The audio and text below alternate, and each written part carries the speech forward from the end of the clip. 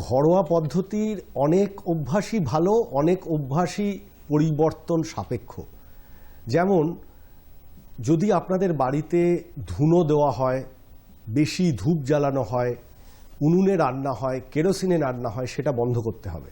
কারণ যে বাচ্চার বারবার সর্দি কাশি হচ্ছে তার কিন্তু বাড়িতে এগুলো হলে, তাছাড়াও যদি বাড়িতে কেউ ধূমপান করেন সেগুলো হলে তার কিন্তু এই সম্ভাবনাটা বেশি, অল্প ঠান্ডাতেই তার এটা শুরু হবে।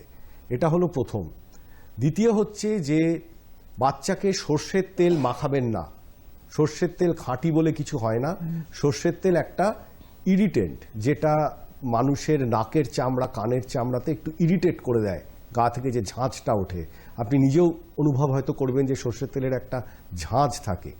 তো সেইটা হলে কি হয়, চট করে ভাইরাসগুলো এবং অ্যালার্জির সম্ভাবনাটা বেড়ে যায়।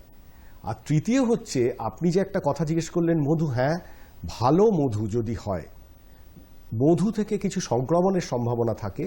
ভালো মধু কিংবা অল্প গরম জলে 1 চামচ মধু দিয়ে দিনে 1-2 বার খাওয়ানো যায়। এটা কাশিতেও কাজ করতে পারে।